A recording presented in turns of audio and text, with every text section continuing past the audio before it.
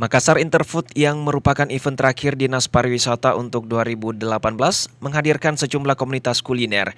Selain 20 tenan yang disiapkan, rumah makan Trans Studio yang berada di dekat tenan juga menjadi partner Makassar Interfood. Beragam kuliner dipamerkan, seperti jajanan hits Makassar masa kini yakni pisang nugget dengan variasi rasa. Tidak ketinggalan minuman kekinian, dikemas dengan sederhana, berbagai minuman yang ditawarkan juga memiliki cita rasa tersendiri.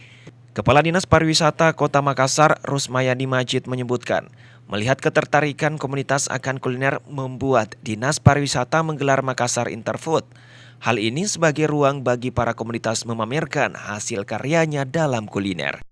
Diketahui untuk berjualan di Makassar Interfood, para komunitas kuliner digratiskan. Kenapa kegiatan ini kita laksanakan? Karena kita lihat bahwa banyaknya komunitas-komunitas kuliner yang setiap hari bertumbuh dan berkembang di Kota Makassar. Oleh sebab itu, pemerintah Kota Makassar tentunya memberikan ruang kepada komunitas-komunitas kuliner yang ada di Kota Makassar, karena kita tahu juga bahwa sebentar lagi Makassar akan diusul menjadi salah satu kota kreatif gastronomi versi UNESCO.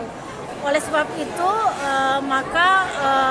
event-event kuliner akan semakin banyak kita laksanakan di Makassar, mengingat juga bahwa salah satu penunjang, data-data penunjang sehingga Makassar bisa ditunjuk sebagai kota gastronomi dengan banyaknya komunitas-komunitas kuliner yang berkembang, juga banyaknya event-event kuliner yang dilaksanakan.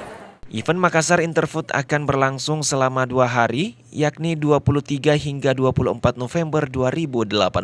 Selain tenan kuliner, kegiatan juga dirangkaikan dengan penjurian sayembara dari Pulau Kodingarang Keke serta lomba mewarnai. Musdalifah Lestari Rauf, Fajar TV dan Fajar Radio melaporkan.